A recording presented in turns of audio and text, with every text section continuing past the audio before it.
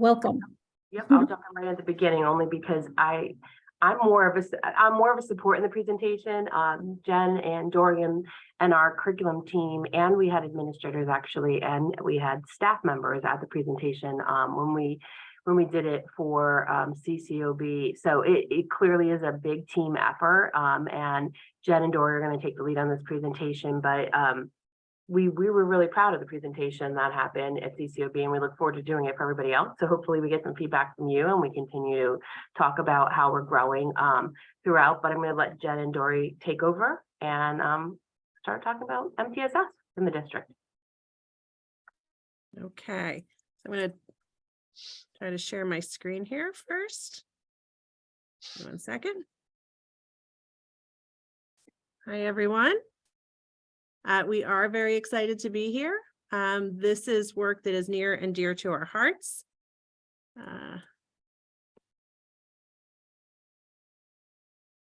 Here we go.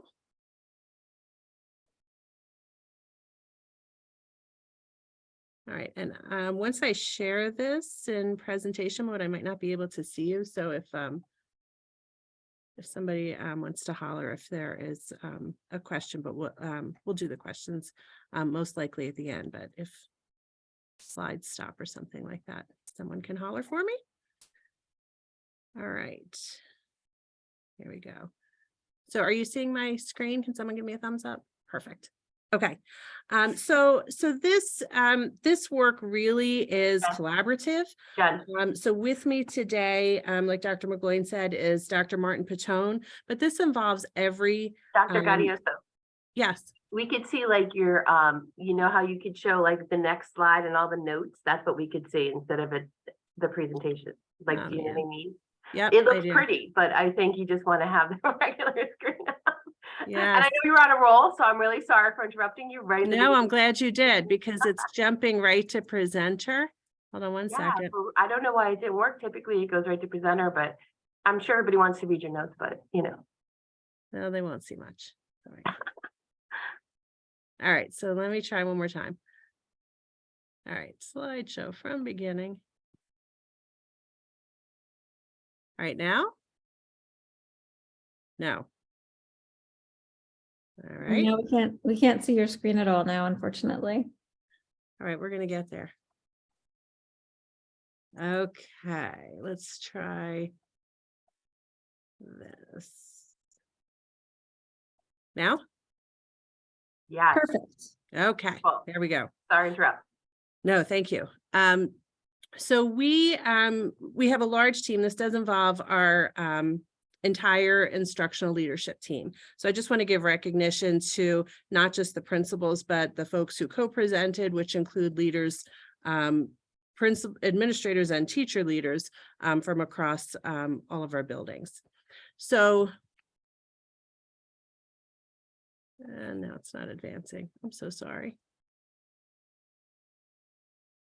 All right, I'm having a technical difficulty here.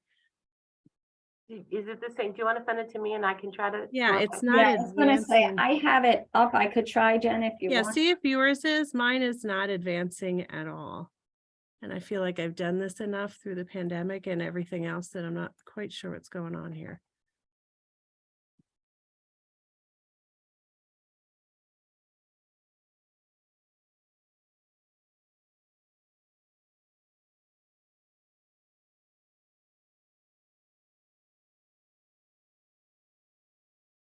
You want to test and see if it lets you advance, just to make sure?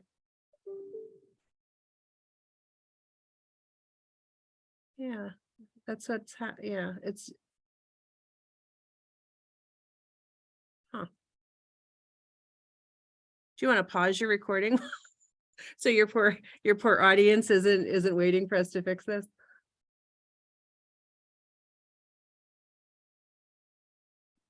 Hold on. It seems to jump out of presenter mode. So we could present without presenter mode. It's just as a smaller screen, is what I was running into. It looks like you're having the same difficulty. Okay. Because it's on Zoom, the screen, and I don't think we have let's just see one more time. Let's try it and see if it's too small, but maybe we'll just make it work. Thank you, everyone, for your patience. Hi, folks. Is this for Jane? This meeting? This is an ISC, the Interschool Council Hot Topic session on MTSS. I'm sorry. I thought it was an IEP meeting. I got it wrong. I'm out. Thank No you. worries. Yep. All right, so I'm going to share again and let's see if we're looking at this screen, can people see that large slide enough? If I don't go into presenter mode, are we good? Yep, Okay, and apologies for that. I'm not quite sure what's going on. no problem. There, we can at least get it a little bigger. Okay.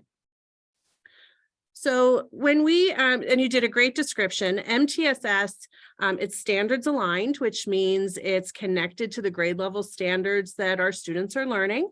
It is comprehensive, meaning it really is taking into account all parts of our system. And it's a framework, which is a really abstract term. But it has to do with being a structure, a conceptual understanding of how we organize systems to support students. So, what does that mean? Well, when you think about the supports for your students, a lot of parents picture, your teachers, your principals. The MTSS framework has to do with the ways that all of our various groups of staff members, from teachers to school counselors, to psychologists, to specialists, come together to support students and design what is needed for each student. So it's a way of working as a system that supports the whole child. And actually, I just want to remind you, we paused the recording. Did you need to start that again? I can do that. You want me to do No, that we're good. slide over? We're You're good. Okay. Okay. So it's a way of supporting the needs of all students. Under the MTSS umbrella are school systems that support academic, behavioral, social, emotional students. We really are looking at the whole child. And we are all, as a system, part of the many systems that make up MTSS, supporting students in various degrees, or what under MTSS is called a tier, or degrees of support. And MTSS is our equity work as we make sure all students get what they need. Under the bar there, you'll see areas that are really priority focus areas for us in this work this year. MTSS work began with our principals, our leaders, our teacher leaders, and principal leadership is paramount in effective MTSS implementation. And each building principal is part of designing and thoughtfully constructing what this looks like in their buildings. In addition, we're looking at evidence-based practices. And those evidence-based practices range from what's happening in the classroom for students and instruction, all the way to the ways that we come together to collaborate. There are certain things that help us do that more effectively. Data-based problem solving and decision-making. We live in this assessment and test-driven culture. However, one of the things that is really important to think about when we think about the term data, it's not just about PSSAs, it's not just about those big data reports that sometimes come home, whether for a Keystone or an SAT. It really is about the everyday information about how students are learning. So data-based problem solving and decision-making is really just asking, how are students doing? How are they responding to the instruction we're providing? And then the layered continuum of supports. Every child is different. Every child learns at a different pace. There's a wide range of normal development for students, and it's very variable. So we need to be prepared as a system to have a layered continuum of supports that meet students where they are and provide support that's just in time for what they need. And that really is something that comes under this MTSS umbrella when we look at the whole child. Additional schools, school and family engagement is a part of this, and families continue to be critical partners in supporting student learning. And part of community engagement really is sharing out the work that we're doing through forums like this and through our curriculum committee of the board. So again, you may hear MTSS a lot. It's even attached to a lot of publishers, things that are marketed to districts, but it's really important to remember it's not a program, it's not a place, and it's not a resource. It really is a way of operating. So it's not as if students are assigned to MTSS or there's a specific program attached to it. And you'll see these puzzle pieces here. We do already have academic support for students in a large variety of ways, from win time to learn and all sorts of varied ways that students are supported academically. We have behavioral support for students. We have social emotional learning support for students, and we have regular education instruction with supports. So why consider a framework for things that are already being done? And one way to think about this is when any organization has any areas of work that might tend to either become silos or to require more coordination to communicate across those layers, it's more challenging to collaboration. So what we're looking toward is this idea of greater collaboration, more fluid internal coordination to better support students and increase outcomes. And you can see those puzzle pieces coming together in that team image, with the idea that we have collaboration that includes important stakeholders at the table from the beginning as we look at students from an academic lens to a behavioral lens to a social emotional learning lens, and really look at children holistically. Next. The strong and engaged leadership. This I shared a little bit with our principals and our lead teachers who've been a part of this, but when we think about what is our anchoring vision, that really anchors all of our priorities, it really is the strategic plan. And we are grounded in our safety, equity, inclusivity, and belonging work. You know, our first obligation, our first commitment is to make sure all students feel safe, all students feel like they belong, they are included, and they will get what they need. When we are looking at all of the work that we have done over the past couple of years with our reconfiguration, our reimagination of K4 to 5, K4 and 5-8, when we think about our residencies, the work related to increasing student voice and student choice, transformative curriculum and instruction with interdisciplinary learning, more STEM opportunities, problem-based learning, all of those things you've heard us report out on the last 2 years. These emerge from our strategic plan, which really grounds us in the work that we do. As wonderful, as engaging and inspiring as all of that is, MTSS helps us ask the question, how are students responding to what we are offering? So it allows us to thoughtfully use data, to thoughtfully provide varied supports, to thoughtfully consider how students may need their environment or the instruction or the curriculum tailored a bit to personalize their experience so that they have increased success, whether it's academically, behaviorally, or social emotionally. So it really is a way that we are ensuring all students are working toward that vision of, you know, having Lower Merion students leave us inspired and empowered to positively impact their communities. So MTSS is a state framework. It's grounded in a national understanding of what multi-tiered systems of support are, but every district has to find what MTSS means in a local context. So when we engaged in moving toward MTSS, our principals, our administrators came together and did work with a consultant who's been with us from the beginning. And what they emerged with was a vision for what MTSS would look like and and a definition for MTSS.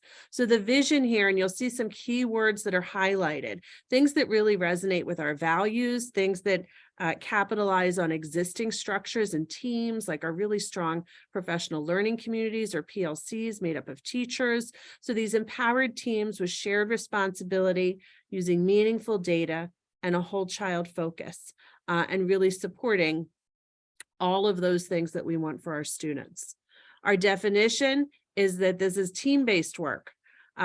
We're focused on equitable access for all students. And here you can see that bridge to the strategic plan as well. Alignment of academic, social, and emotional curriculum through the alignment of differentiated supports and pathways for success. So when you hear the term tiers, think of really it's differentiated supports. And this supports what we want for our students, where we're meeting them where they are and helping them to become all that they can be. So evidence-based practices is another anchor of the work. And the work that we have started with is really grounded in this idea of building understanding of what all students need, which if we think about in terms of tiers, tier 1 would be an experience that all students have access to, all students need. So our guaranteed core curriculum, our standards aligned comprehensive core curriculum is for all students. There may be some students who need core and a little more. And you can see there's the flat triangles. That second one is some. And that core plus a little more could occur still within the core classroom. You see a little green bridging into that second layer, could happen in the regular classroom. That little more could be something perhaps that happens with a reading specialist, pushing in or pulling out. And then there are a few students who need a little more, something more intensive. And the tiers of support, it can be what is offered to students increases in frequency or type of experience or in time. So this idea that these are critical questions that we ask as we move through. One critical understanding that's really important is there's no such thing as a tier 1 student or a tier 2 student or a tier 3 student. There are students who may participate in a tier 2 support or a tier 3 support, and a student can have a different type of support for a different area of need at multiple or different times during the year. This is supposed to be flexible and adaptive and responsive to what the learning information is telling us about where students are with their learning or their experiences and what they may need at that time. So it's really critically important that we start with that language where when we talk about tiers, the tiers are related to what we are doing as a system to support students.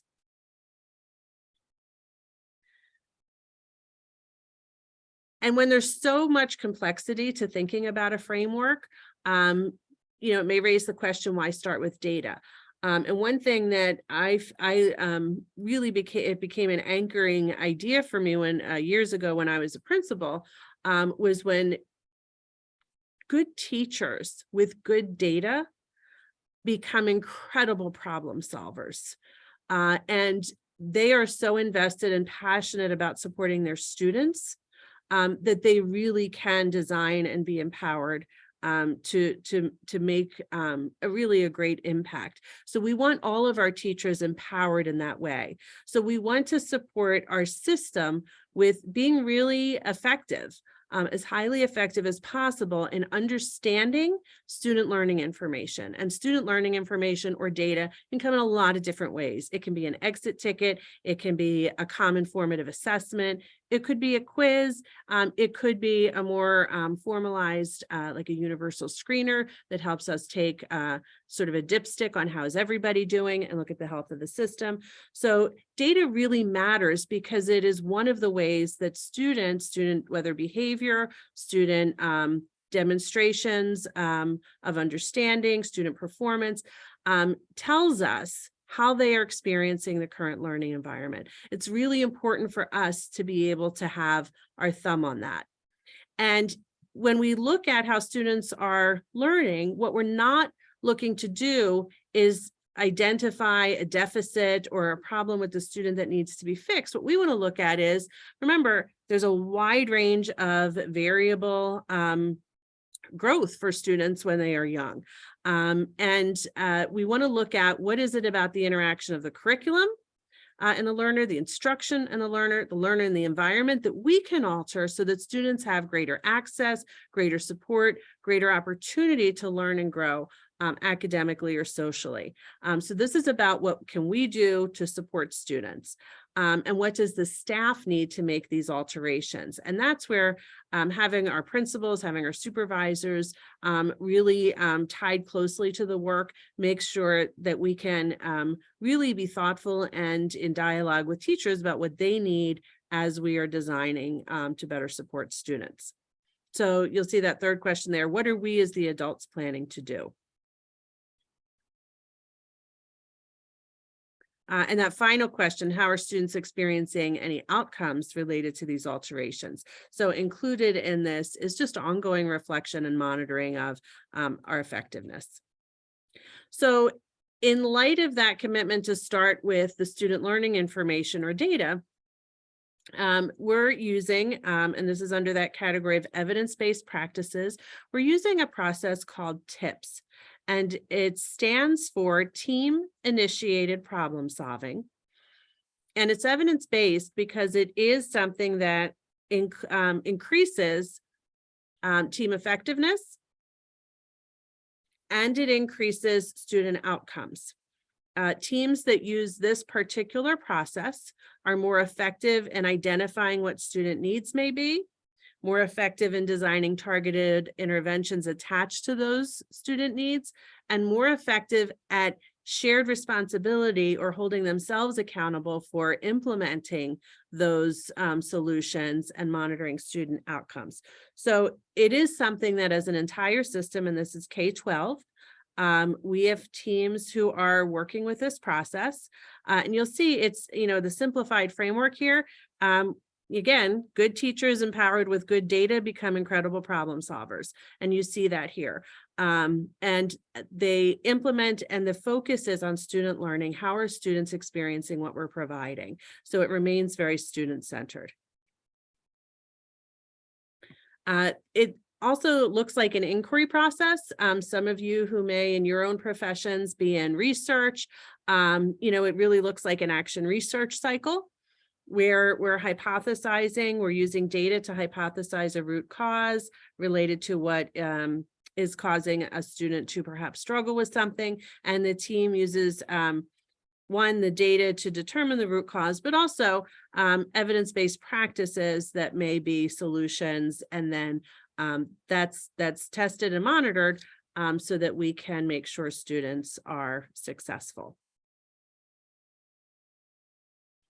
From there, once the teams are engaged in this evidence-based process, it can look a little bit different depending on the grade level. So what I'm about to share are examples of what this team-initiated process looks like at the elementary level, the middle school level, and the high school level. So you'll see that inquiry process in the center, which is the team-initiated problem-solving model. So that is anchoring the work across our district this year. At the elementary school, if you look at the cycle of groups over at the left, there's an elementary data team that's engaged in looking at student learning information. And that student learning information can vary depending on the time of the year or when the team is meeting. They are looking at what local assessment students may have participated in, and asking those questions of how are students experiencing curriculum and instruction. And it can be beginning of the year, for example, there may be a universal screener. As the year progresses, there may be, for example, math unit tests. There may be literacy checkpoints that give the team information about how a class is doing. And this is looking at tier 1. So when you remember that stacked triangle, what we're talking here about is what are all students getting and how do we improve the experience of all students? So grade level PLCs, and PLC stands for professional learning communities, meet regularly, and as part of their collaboration, their planning instruction, reflecting on their instruction, they are informed by the work of the data team that's using the TIPS process. So the link with the grade level PLCs helps PLCs set goals for working in their classrooms and improving instruction. Because remember, the only reason we're looking at data is to consider how we can support students. So it's always going to tie back to instruction and instructional improvements. So a team might look at, let's say, at a beginning assessment, some students are found to be having trouble with, and I'm thinking of the example that one of our teachers shared when we presented this at the board. Let's say at the beginning of the year with some letter sounds in kindergarten, they may set a group goal that, we want X% of students to be successful with this, over the next cycle of weeks. And when they come back to the data team, what they look at is the success of what they've done. So they might start with something like a mini lesson. They might do some small group work, and they come back to the team and look at how all have done in response to what we have adjusted. And they also might start to look at, are there some students who might need a little bit more? And teachers might continue to refine those in-class flexible groups. And you'll also see the gears over to the right. It could be small support groups, flexible groups within a classroom. It could be during grade level win time. So these are all ways that as a parent, what we want is that parents can feel comfortable and guardians can feel comfortable that our system is supporting the needs of students. I know when my children were young, I had one of my youngest had difficulty, and we were noticing her struggles at school in some areas. And what was really reassuring is to know the systems and processes in place that work as a safety net for students. I had another daughter who would get bored easily and needed that additional challenge. Students who need additional challenge are also part of the conversation as we're looking at what do some students need and what do a few students need. So there are some students who may need some additional challenge. And this is looking at primarily here, we're talking about academic data.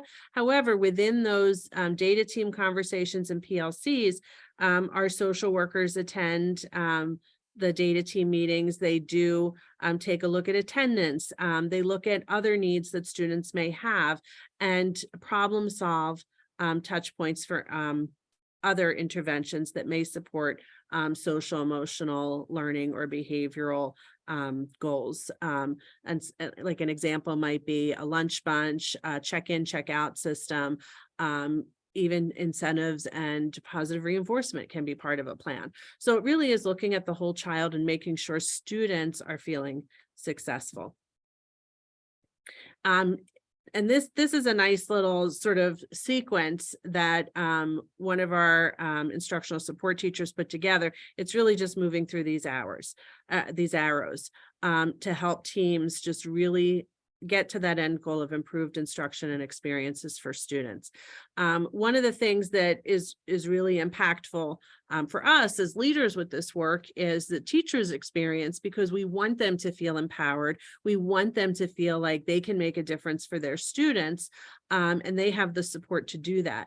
So this is an example from a grade 1 teacher who was really excited about what they had accomplished during win time. And this was through that process of working with the data team, setting a goal for the class, offering some targeted instruction that was designed to help respond to what they saw in the student learning information, and to make sure students were successful. And we're seeing that the teachers, those conversations are empowered, they're rich, and they're excited.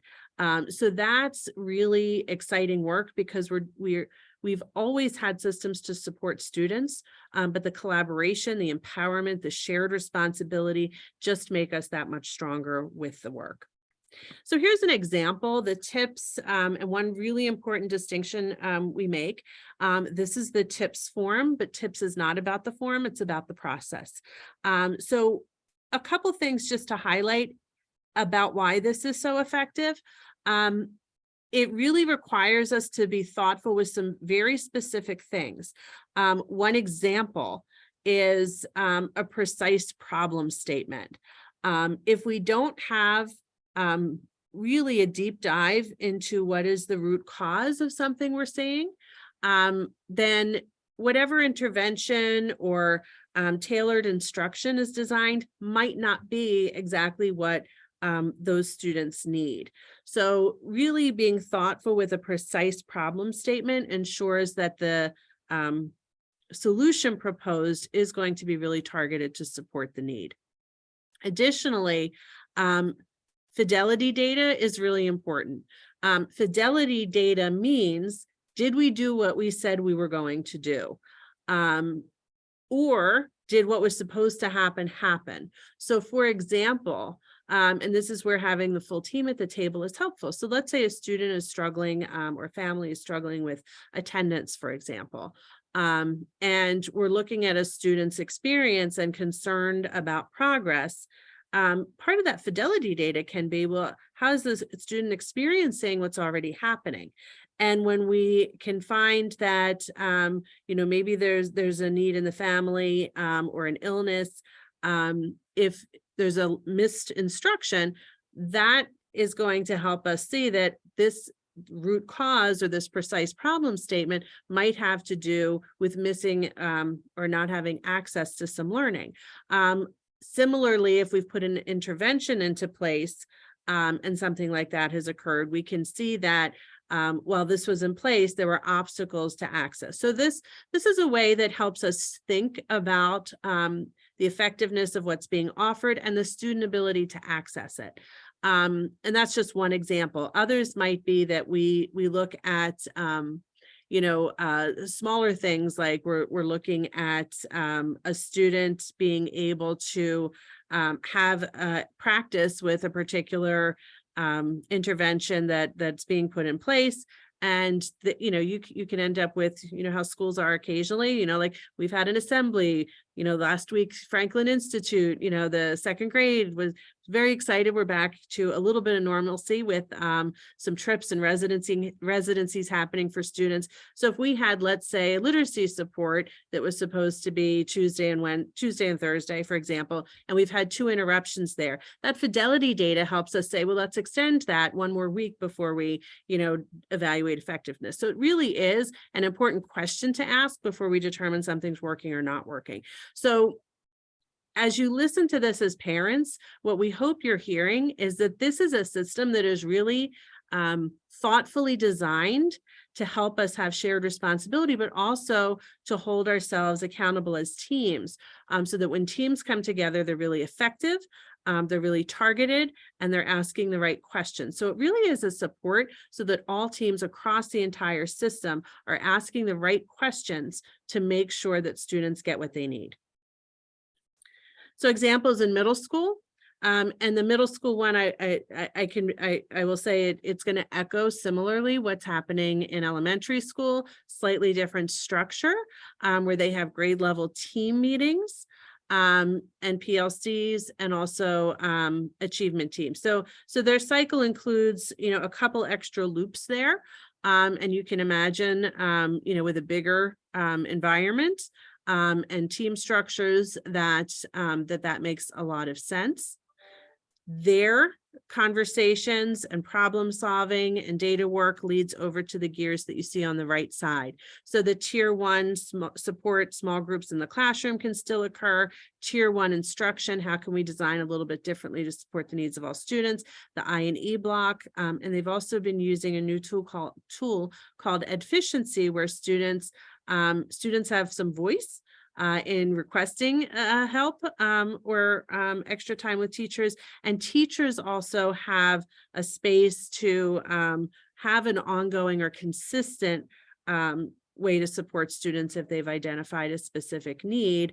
And teachers are even collaborating related to, so let's say there's a math unit and teachers look at how students have done on an assessment.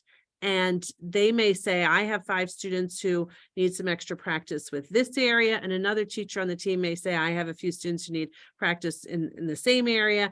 And they can be efficient and collaborate to offer different supports and mix students so that students get what they need and the support can be spread a little bit more broadly and effectively. So things like that are possible with the innovations that the teachers have been working on. So this is exciting work. What you can see here, this is something that this is a resource that the team, the coordinators of student interventions, which is a new position this year that we're really excited about, they are leading some of those data grade level team meetings and data meetings that you see in this previous slide. So they're really supportive leaders within the building. And in looking at requests for assistance that come from teachers, they were finding that there were a couple things that if everybody in the building worked on, would benefit all students. So this is a way that they're using data in small ways to make bigger differences. So looking at, well, if this is good for some students, this would be good for all students. And this may look somewhat simplistic when you look at this and think clear directions. Shouldn't we all be able to give clear directions? But when you think about giving directions that are clear for all students, it paints a little bit of a different picture because we have to think about the needs of all students. So combined with this is really a specific resource. There's actually a back to this page when it's shared with teachers that goes into really things to think about with directions and how we are ensuring that students understand the directions.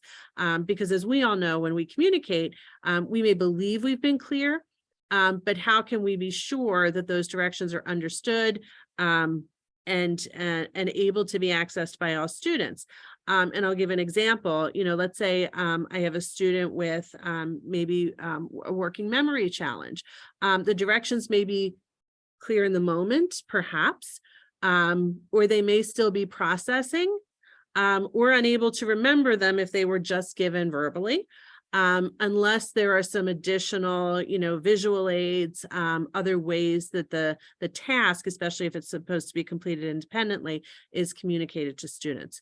So really having an understanding in common of the very concrete specifics of some of these. Monitoring, what does it look like to monitor to be sure that students are effective?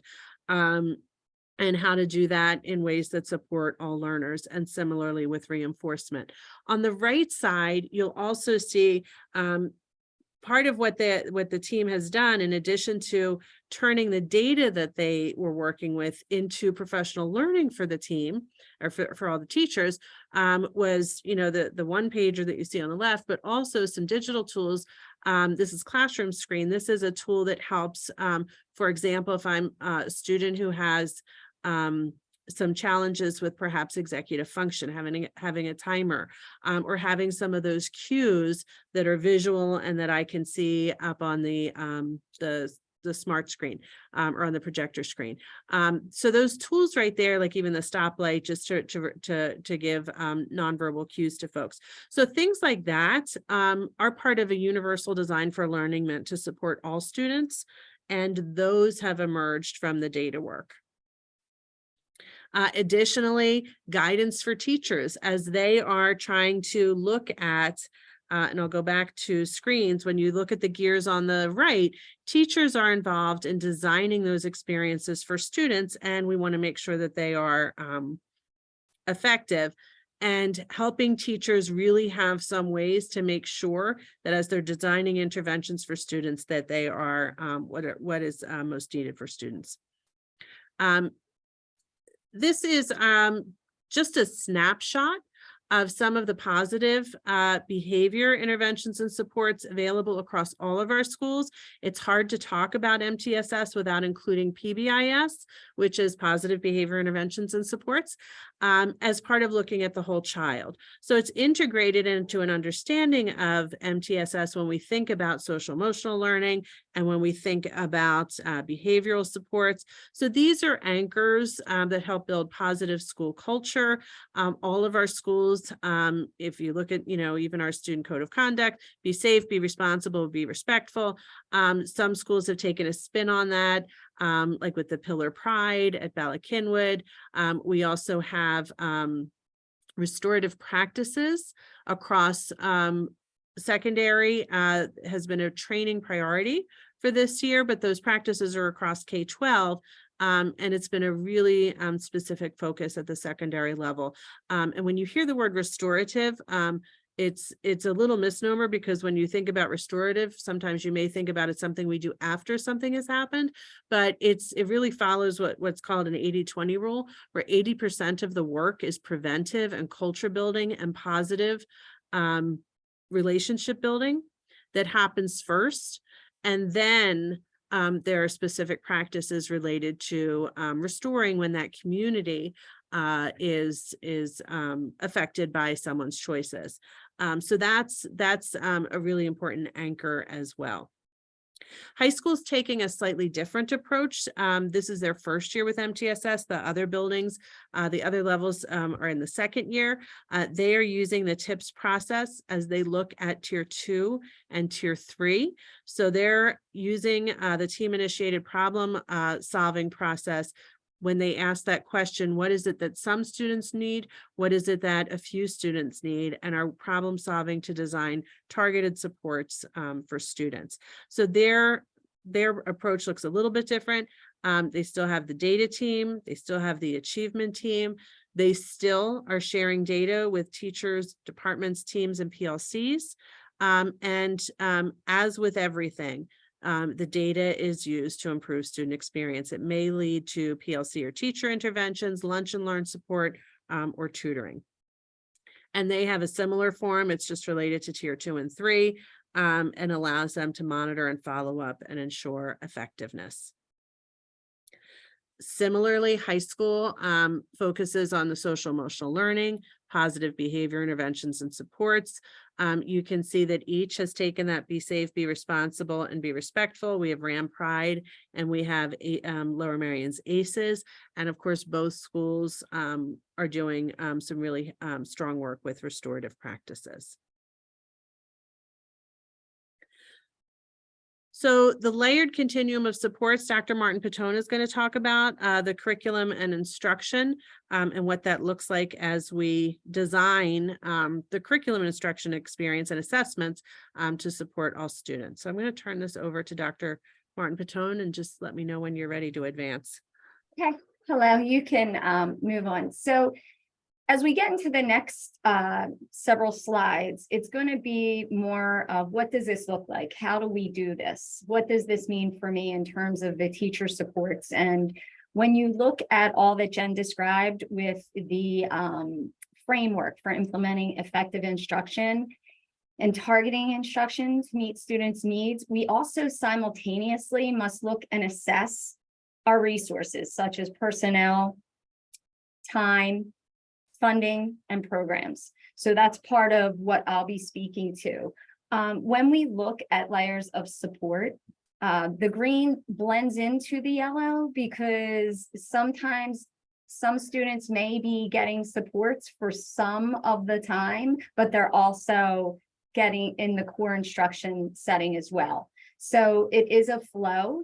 Our goal with doing this is absolutely to leverage up tier 1, which is core instruction, before we make any intervention decisions for students to be pulled out of class and receive tier 2 services. So some of what I'm going to talk to is listed here, such as the intervention decision rules. Jen spoke a little bit earlier about that process when teachers look at letter sound identification. Well, there are intervention if then decision rules, and I'm going to give you an example of what that process would look like and the build to support those conversations that then get put onto the tips form. So you can move on, Jen, if you don't mind, you can go to the next slide. Okay, so some of what I spoke about, this is a grade 1 example. So when you look at a schedule articulation, it is multifaceted. It is so we can most efficiently, effectively, and equitably use our resources. So I'm going to kind of lay this out for you. If you notice, it's hard to see, but the tan color is saying opportunities for push-in support. So any pull-out supports considered in addition to. We use all of our data to determine the intensity of the intervention.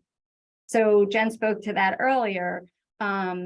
What degree of intervention would be needed for what amount of time? And then we measure that and have conversations. The blue areas are opportunities for pull-out support. The instructional minutes and time, although it's showing it in this order, it doesn't mean that's the order it has to happen. However, with the exception of morning meeting. So morning meeting is restorative practices. It is at the elementary level. And that is where those conversations take place and community is built and respect and self-regulation. It is truly the inclusivity time. Although it's only seen in the schedule in the morning, it sets the stage for all of the actions for the rest of the day. And they go back to those type of conversations. In terms of the programmatic resources, you're going to notice we have Integrity for phonemic awareness. We have a no-win pull time for foundations, which is our new program, and that's to keep to the fidelity of the program. We also have decodable readers, which are geodes. Geodes are a new resource. That's a resource that builds background knowledge and conceptual knowledge while students are learning how to read. The other reason for really clearly delineating when you can push in and pull out is so that our students aren't missing any core instructional time when they're getting these additional supports. The other part of this is that we need to think about how do we most effectively utilize our time. And when we do have something such as guided reading or guided math, and this is only a portion of the schedule, how can we use that time to also target instruction? And PBLs came in this year. So we also look to say, well, when we had that interactive read aloud or whole group lesson with ELA and social studies, possibly we can integrate that time. So it still does give teachers some flexibility and team conversations into how to most effectively use that time. The other part of this is how are we utilizing our resources such as literacy specialists?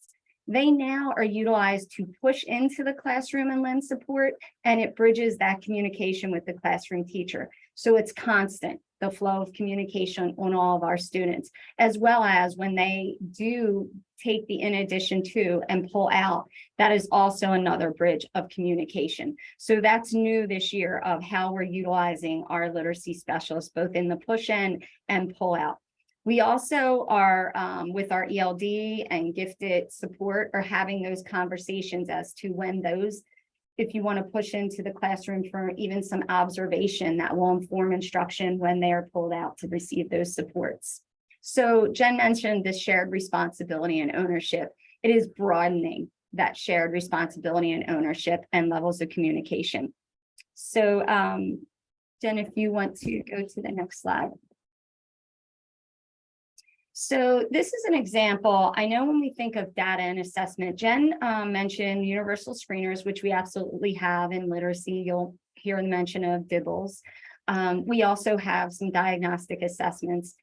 But when we talk about assessment and have conversations with families, we also want to give feedback that's targeted that you can use and have a better idea as how is my child progressing towards attainment of the state grade level standards. You may have seen some of these forms. We do have I can statements that teachers use and talk with students in regard to where they are in the process of mastering those state standards or attaining proficiency of those state standards.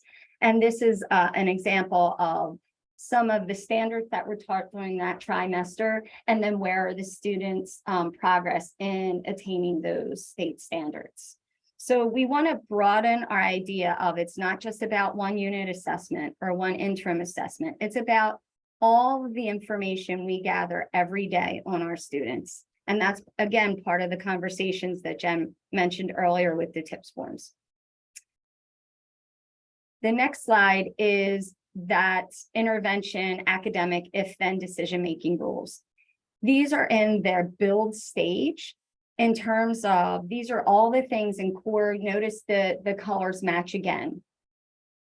Tier 1 is core instruction, Reg Ed, where everyone would receive that type of instruction. So when we give the assessment for, if we notice there's some issues with the concepts of print, that's the first one. Here are some things then we could do or should do, and they talk through as a team in the core classroom. And then they monitor that over time and see the progress and the growth. If there's still a need to intensify the intervention, then it can become a tier 2, which is why there's blue.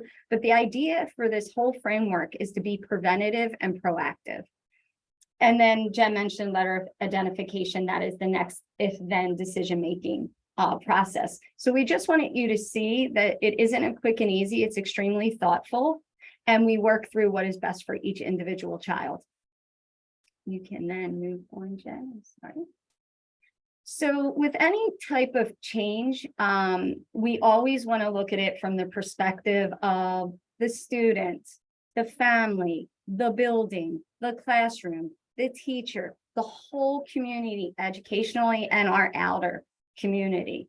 So if you go to the next slide, Jen, what this meant was having conversations in advance about utilization of resources and programs. And for the students, they may see different people and teachers coming in and work with different groups at different times. They may be part of those groups. So it is getting to be exposed to different types of questioning and strategies and learning from one another. They also may be able to communicate and have collaborative conversations with other classmates, which they hadn't previously. And we do that to leverage up as well as to target instruction, because we want to continue to challenge while we're also supporting the needs. The family lens, this is a part of that community conversation where we want to know from families, how should we possibly better communicate some of the things we're doing in the classroom and also from a district level. And that's part of what we're doing here today. You're going to hear about assessment, not only, again, here's our unit assessment and here's the universal screeners, but here's what we see happening every day when in terms of their performance and their application of the learning. Lastly, the teacher's lens. Our teachers take an active part in terms of the curriculum build to support some of these changes. And they also give us types of problem solution oriented conversations in terms of what do you think may work best during this part of the time in the curriculum scheduling articulation build. So they are definitely part and an amplified voice of some of the changes taking place. So if you want to go to the next slide, I believe that is Yep. you. Thank you. Yep.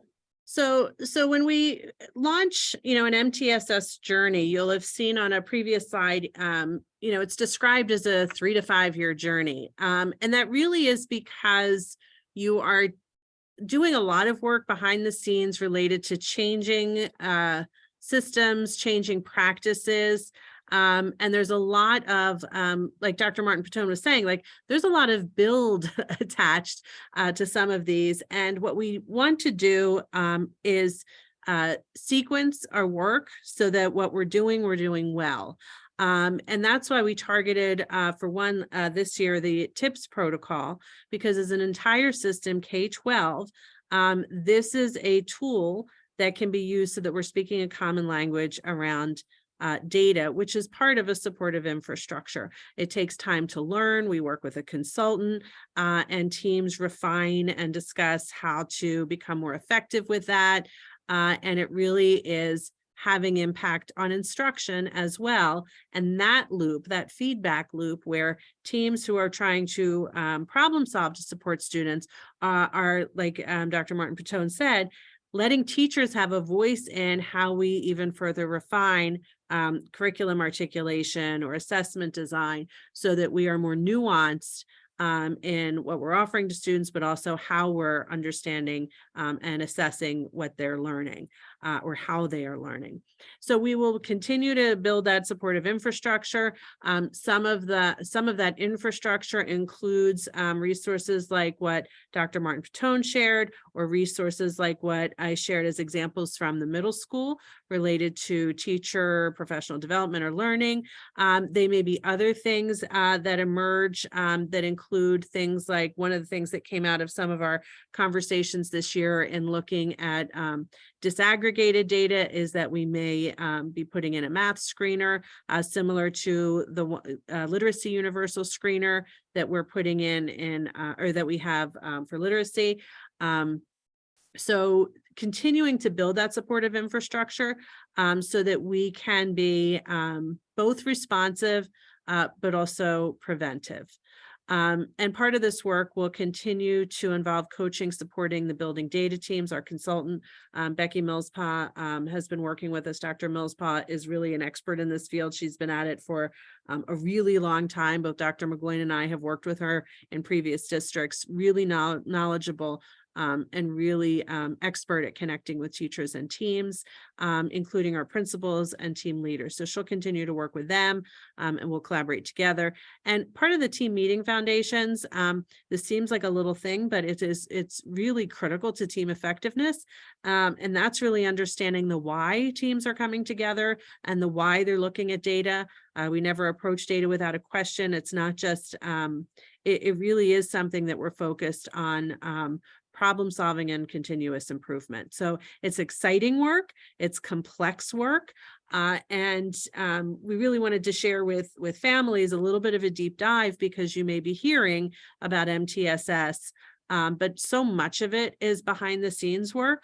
That it's when you think about, infrastructure in other places like roads or buildings, you may still get from point A to point B by following the same road, but the ride may be smoother or, there may be hiccups here and there as something is being built. So it's often something that isn't necessarily at the very front of a parent or student experience. And that's where when Dr. Martin-Pitone was talking about what families may experience, your students might be saying there's some extra helpers in a classroom because we've shifted, the model to include push-in. Those places where families were still communicated with or were communicated with in the past where any concern would arise, that still all continues to be part of our work.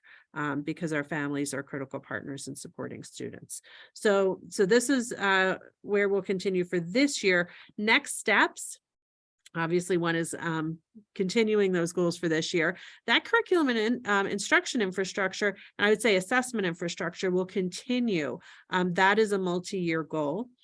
Our teachers this year have experienced participation in the team-initiated problem solving that's been led by one of our teacher leaders. So what we hope is that they'll have continued more direct learning related to that so that when they meet without that outside of the data team, when they meet as a professional learning community on their own, you're going to have more empowered teacher teams able to look at their own practice in ways that ask the right questions and help them design instruction to improve it. And then more classroom teacher training that might be tied to not necessarily just the TIPS process, but also classroom instruction or curricular resources and more effective use or implementation. And that would be some of the examples like Dr. Martin-Pitone was talking about, like foundations for this year is a big example. And additionally, social emotional learning, and PBIS. This year we had a big undertaking in restorative practices training for 5th through 12th grade. We have schools that are doing a lot with initial tier 1 positive behavior intervention support, and will continue to grow those practices and social emotional learning supports for students and families. So this is ongoing work. What's exciting about MTSS is it really is a cycle of continuous improvement. So while we say it's 3 to 5 years until some of these systems are built, it really embeds this reflection and this reflective practice, not just in individuals, but in the entire system, because we're more effectively looking at how those systems interact with each other and how our students are experiencing what we're offering. So really, this is work that we're all really passionate about, and it ties very much to our equity goals as well as our strategic plan. And it really, speaks to the heart of every educator who came into education to support individual students and families, because this is that work. So we're just excited to be here and share it with you. This is on the district website. And it includes a little glossary there for some of those terms. We tried to stretch out any of those acronyms education is famous for, just so that you didn't have to wonder as you listened, but this is also at the back of the PowerPoint, and this was shared, I believe it was on March 1st. So that would be in the CCOB board docs, March 1st. The whole presentation is there. Thank you very much. That kind of clears up a whole lot of, I don't know, maybe not confusion, but it always seems like there are so many things going on in the district, so many programs, so many supports, and this provides much more clarity on how they're chosen and used, and that was fascinating. I have a couple of questions from the chat and myself. Does anyone else have questions? If you do, please feel free to use the raise hand function, and Michelle or I can ask you to ask the question. So one of the first questions that I actually wrote down myself as well is about the coordinator of student interventions. Mm-hmm. Is that district level? Is there someone in each building? Is that a separate person or someone who has been asked to take on an additional role? How does that work? So in the elementary school, there has long been a position called an instructional support teacher.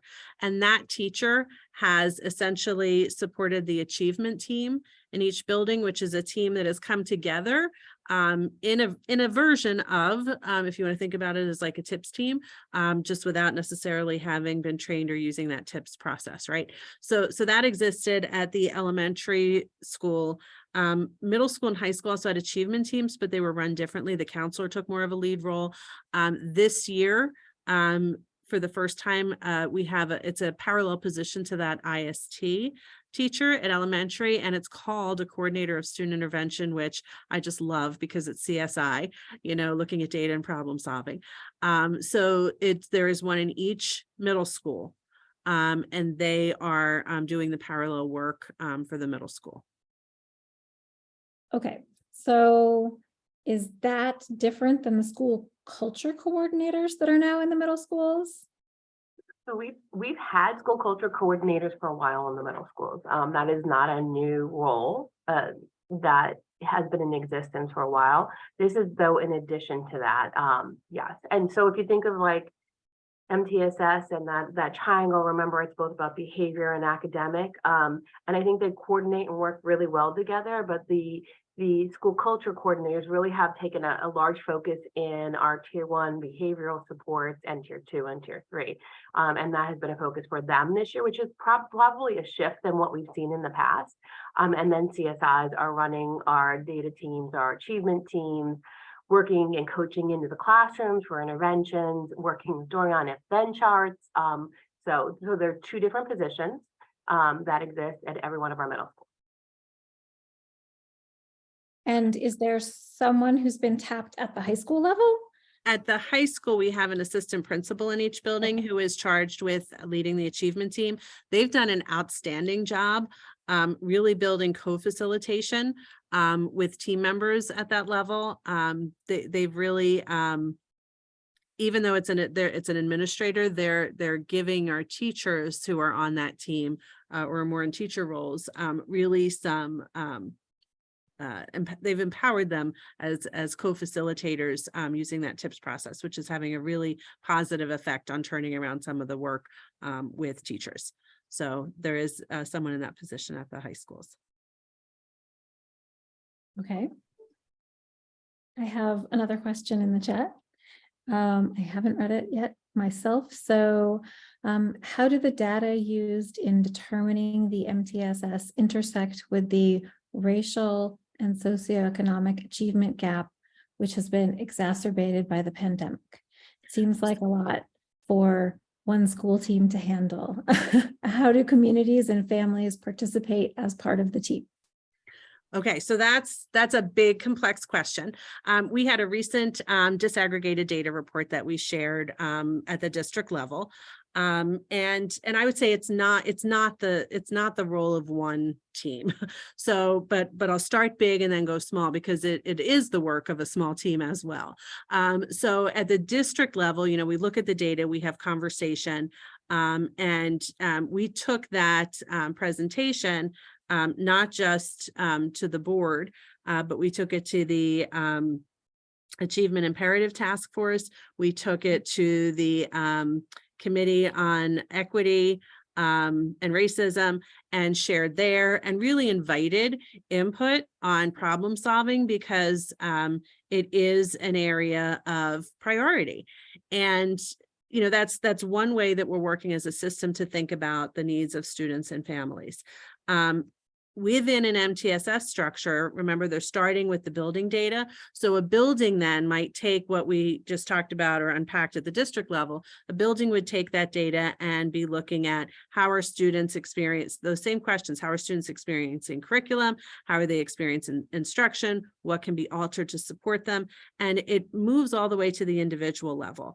Like our math supervisor, for example, when I sit with her and talk about, students, like she can go down to this one and this one and this one in terms of talking about the supports that they are getting at the building. So the level of coordination, I would say, from that district work down to the building work, like our supervisors do a tremendous job having those conversations with buildings, supporting the teams there. But then at the team level, when interventions are in place, and some of those interventions can include the small group programs, whether in class, during WIN, efficiency, the after school tutoring, if students are identified as needing some support, there's one-to-one tutoring. So there is a lot of work that happens at the individual problem solving level. So when you think about that TIPS process, it really is helping teams look at the why, because the why a student is struggling can vary markedly, right? So a student might be struggling with instruction, or they might have some learning gaps, especially it's given us an opportunity to look at new students coming into the district. I know Nancy Aconchia-Mesa, we've talked about new students. How can we look at them differently to get some more information? Dr. Martin-Pitone and her teams have been talking about how can we take a look as new students come into the district. Part of that work has led to the conversation about a universal screener in math, because what we identified is the gap had emerged by third grade, because the report was actually on PSSA data. So we look at our PSSA data, the gap is there. How can we be even more preventive and put in a screener for math? So in terms of where MTSS fits into that, remember it's a framework and a way that systems operate. So a student might be getting some tier 2 or tier 3 supports. They also might be getting more tier 1 support. They also might be part of something that we're offering, like the one-to-one tutoring, if we're thinking about it from the student experience. But from the system experience, all of those steps that I described would be part of it. Teams also are engaging with families. So at the achievement team level, which is a layer beyond even just the scheduled, if then chart that Dr. Martin-Pitone shared, if a student is getting support from achievement team, they're also working with the family on and partnering, with what do we think will work, what do we think the need is, and really trying to be collaborative problem solvers there. So those are some of the things that it would look like. And I just add in as well that the one other piece that I would want to insert is that strong tier one curriculum that is consistent, it's implemented with fidelity. That is a really important piece in closing achievement gap, whether we're talking about African-American students or we're talking about students that are economically disadvantaged. That strong core curriculum that we know is being implemented with fidelity also really does help to close the gap. And so you heard Dr. Martin-Pitone talk about some of the new programming that we did implement this school year, because we saw areas of growth for certain. And there's been a lot of work internally on making sure that implementation is happening. We've had outside consultants come in. Our principals have been trained on look-fors in the classroom. Our teachers know the expectations. And so all of that is really important, not only at the elementary level, but, I heard Dr. Gaudioso talked about Dr. Martin-Pitone and Nancy Aconchia-Mesa. The same thing's happening at the secondary level. Jason Lilly can talk about students individually. We are trying to run reports to see when's the entry date of kids. Is there a time when we really need to shore up our curriculum because they're entering at a certain point? So there's a lot happening, but I just wanted to add about that, really that core, both behaviorally and academically, are essential. It is an essential piece of that MTSS process as well. And even with our intervention, tying the intervention that's happening to core so it's relevant and meaningful for students is a piece of the work. Thank you. I see Susan Brennan has a question. Susan, why don't we let you ask? And then I have a few more questions in the chat as well. Thank you. I'll be very brief. Thank you so much for having this forum. This is really great. We're a family that's new to the school system. My son's in kindergarten at Penn Valley. He's autistic and he's an asynchronatic learner. So he's in the gifted program and in the special program. And I have to say, we've received a lot of fantastic support so far with a lot of clarity and a lot of communication, which has been great. One question, and I'm sorry if this question misses the mark of this forum here and your framework, but I know that one thing that really helps my son and probably all students is recess time and break time and like sensory diet, like that physical input. I'm kind of bracing myself for first grade when he has to be there all day. So this is something that's been on my mind. And when I was homeschooling during COVID involuntarily, it was a part of our hacked up curriculum. So it's just something that I've heard over and over again with parents like, oh my God, recess is so much shorter now than it was 20 years ago, blah, blah, blah. So I think that's something that affects all students. Something that's been on my mind. It's a great point. We have, so there's the lunch recess is one of the breaks. The physical activity time is another. That's a dedicated time for students to have some physical activity. But what I will say is walking through classrooms, teachers know when students need a break, so that they have a lot of resources at their disposal where even like a learning game, like we're going to be, I don't know, singing something we just learned or, whatever, some sort of call and response thing, but while we're getting up and moving. So, you see that a lot in classrooms. Teachers are really sensitive to that. It might not be reflected in a schedule that comes home, but you're right. Students definitely need some movement and the brain breaks.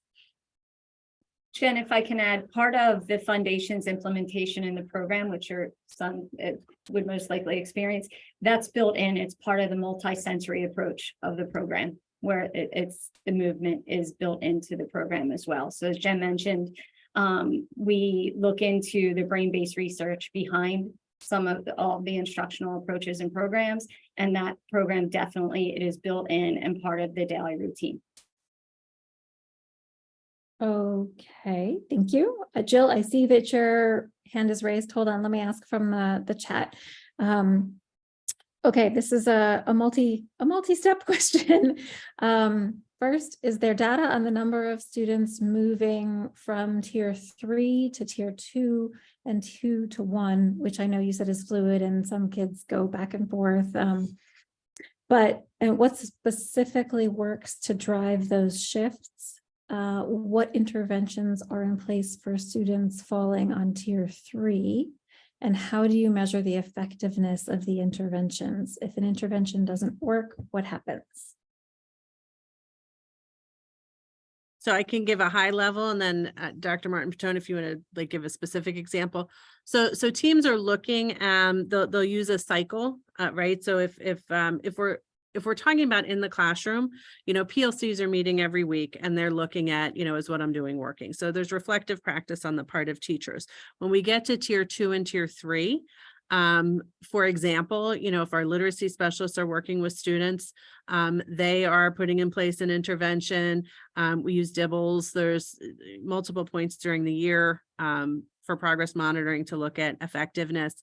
When we're talking about some other interventions, because you can have support in a lot of different ways, there are a lot of different ways those supports might be tracked. So if somebody's using like an incentive chart, but part of the tips process, what's really nice about it is teams are returning to follow up on how did it go since our last meeting. So built into that cycle is the progress monitoring, which did happen before, but in different ways. So it's consolidating it so that as a system, the folks at the table who are working to support the student are a part of the same process instead of sort of those different puzzle pieces. Jill, you asked the other part of that question. So I'll speak to literacy in a generic form in terms of tier 1's core instruction. So the first thing you would do is if we could push in and target that support, because everything's based on the assessments, and we have assessments which measure different parts of literacy. So that's how much we would target the support if they would push in to lend that support. I'm talking about an elementary for this one. And then you would rate over time, it's rate of acquisition. So how much progress has taken over a certain amount of time to the degree of the intervention. And over, let's just say 4 weeks is the soonest. You then make a decision, do we have to increase the amount of support or do we decrease it? And the whole goal is to have students back into the core classroom with the regular instruction where you don't need to have that intervention for a long period of time. But that's generically how you make those decisions. And it's all data driven based on what is seen while the student is with that interventionist, literacy specialist, or math specialist, whomever it may be, in terms of what are we seeing, what growth are we seeing now that we're given this additional time and this targeted intervention. So that's how it works. If it gets to tier 3, that's the next intensive layer of support. And that could be, maybe it's in literacy, but not in math. It doesn't mean it's just all for everything. So it's fluid, but you need to give it a little bit of time to measure to see if what are we doing is working. So that's why those breaks are built in between. Thank you. All right, Jill. Hello, thanks again for the presentation. I heard it a couple of weeks ago. As you know, my question is going to be mental health related. So I was wondering if you could, and I know you couldn't cover everything in this presentation, but I was wondering if you could explain a little more about the mental health aspects of MTSS, the social emotional learning and the behavioral aspects. I know there's some overlap, but it definitely does not address the students who are suffering with anxiety and depression, which is exacerbated by their academics, social, so all of that that's related to school. How is that happening? How is it being communicated? How is all of this being communicated in addition to an ISC presentation? Because I know you also said that family continues to be critical partners, and but yet at the same time, a lot of this work is happening behind the scenes. So just connecting all of those dots. Thank you. So a couple things related to overall culture and environment, because, you know, students need to feel safe, they need to feel included, they need to feel like they belong, and they need to have a positive learning community. So those are assurances that we want for all students. And responsive classroom at the elementary and restorative practices, K-12, are part of that work, right? So when we think about making sure students really are in a space that supports their mental and emotional well-being, that's our groundwork. So that is our tier one. If you think of those common experiences, when we think about what's available to all, what's available to some, what's available to a few, as their need increases. Now, in terms of how students respond to what's being offered, that's a question that teams ask. You know, how are students responding? We may have positive incentives in place, positive approaches, like you saw in like the middle school slide, for example, reinforcement monitoring. So things that are available to all students, and there may be some students who are still struggling. So that question about what do some students need? Now that, again, if you go into the problem solving process, maybe an individualized response for students.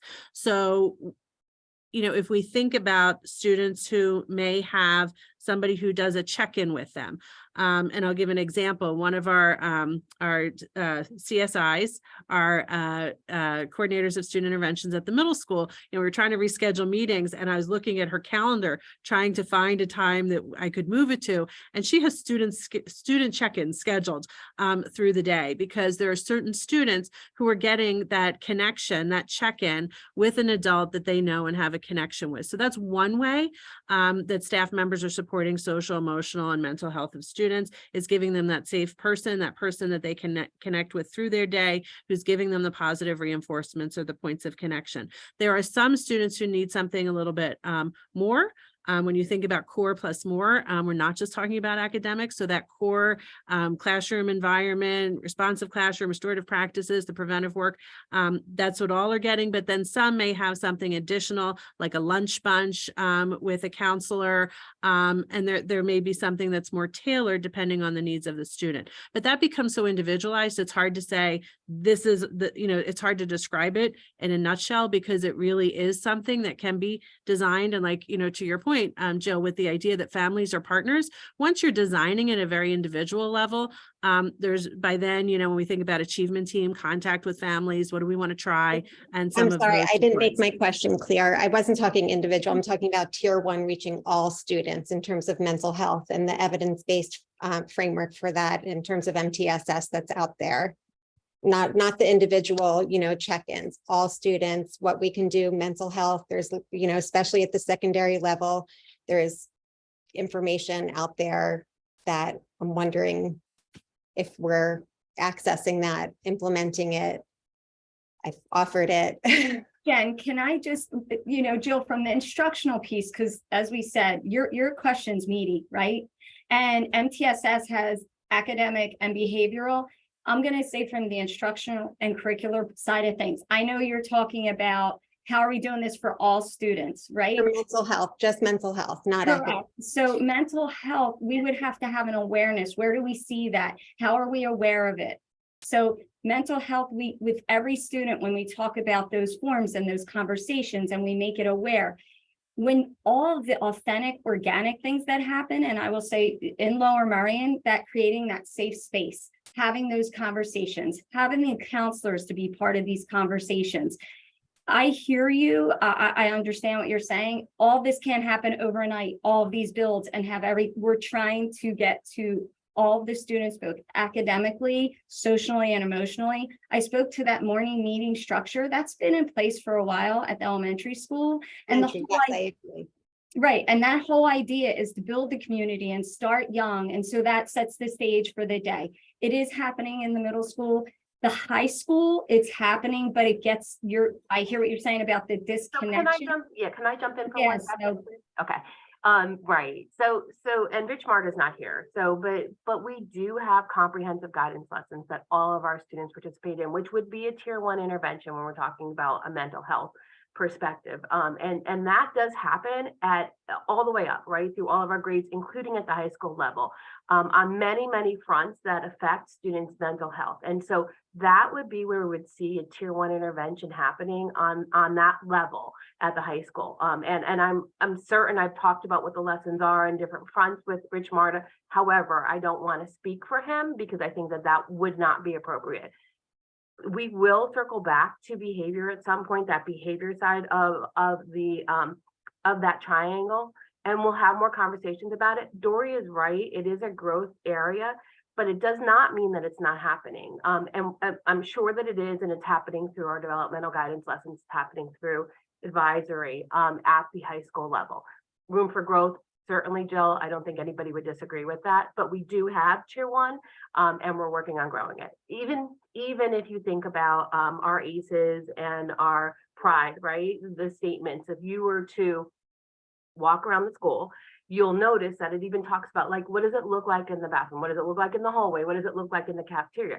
That's something you have to teach kids, and we're working on that, but it's creating those lessons and teaching students what's the proper behaviors. That all goes to a sense of belonging in the school. It all goes to mental health. So while it is absolutely a work in progress, I know certainly that our 2 high schools are focused on it, and we'll see more work happening this year, but we've had a lot of conversations on, we teach a lot about academics. We have to teach about behavior as much as we teach about academics, because we need to show what our expectations are, teach what our expectations are in a positive way, and then hold that to be true. And even after breaks, you do it, right? So like we come back after Christmas break or spring break, kids forget. They just, they don't remember what we asked them to do. And so, Dr. Gaudioso and I met with all of the principals this summer and said, let's talk about the beginning of the school year.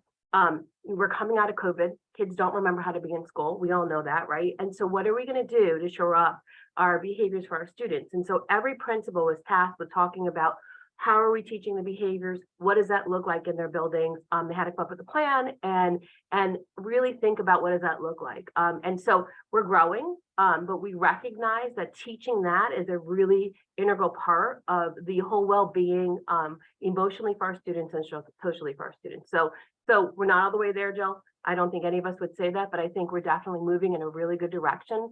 Our administrators talk about PBIS all the time. We did a training on it. We're going to continue to grow in that area. So I just wanted to jump in and have that conversation. Thank you all. I recognize we are now 4 minutes past your time frame. Do you have time for one quick question from Allie? Or would you like us to wrap this up? I think you'd take one from Allie, Jen. All right. Dory, are you guys okay with that? Sure. Okay. Allie, last Hi, question. thank you for this presentation. I have a quick question about this tip form that you're talking about. I've been hearing a lot about pre-calculus in the 2 high school and how that's a place where kids are struggling a lot. And so I was wondering, would this really tip form would be great in trying to dissect what exactly is causing the problem? Is it that the kids are not ready? Is it the timing of when they're getting this? Or are kids not ready? Like, there are just so many questions. Even how the teachers are teaching it, it's very different. Like one teacher is doing more of the flipped classroom kind of way, where another teacher is just doing the regular instruction. But I'm hearing a lot about how there's a lot of kids that are struggling right at pre-cal, and I'm thinking like this tip form would be great. Yeah, would really help to see why this is happening year after year after year. It's a question. Yeah. So no, it's a great question. It could be something that's applied to anything, right? Now this year, the high school in the first year with MTSS, they focused on tier 2 and tier 3 through the achievement teams. But what I will say is they've had input and impact and collaboration with PLCs and content leads and department chairs about what they're seeing. But I think that's a great question. That's a great question. We could certainly explore it. But it's not something because they've been focused on tier 2 and tier 3, whereas in K-8, they focused on tier 1 with the tips process. Just the high school has so many different courses trying to figure out where do we start. But that's a conversation. Yeah. Yeah, and I see that as more of a tier 1 because it's Yep. for all the students that are in that. Exactly. When they hit that pre-calculus level, for some reason, there's a lot of struggling and complaining and crying.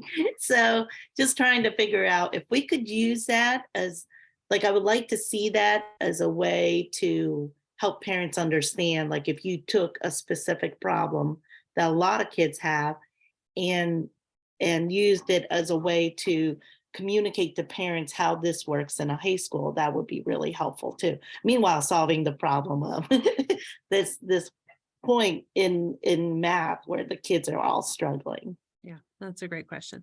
And I would say that the process, when the teachers get to the problem solving and the problem is complex, there are, we're working with a consultant on MTSS, but there are specialists who are content specialists that we can also call in, which we've had that conversation even in K4, is there someone that we would, sorry, my phone's, that we would, bring in to work with teams of teachers and that sort of thing. So in solving the problem and looking for the evidence-based practice, it really leads to that commitment to professional learning, which is exciting. So it's really that continuous improvement model. So I think that's a great example of how it could impact.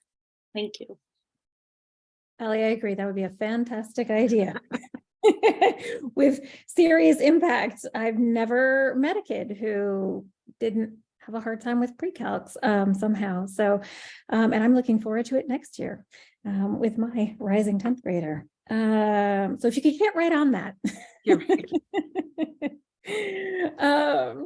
Thank you all for your time and your efforts and everything that you do every single day for us, for our kids, and for the teachers who support them as well. Thank you so much. Thanks for this opportunity. All right. Have a good day, everyone.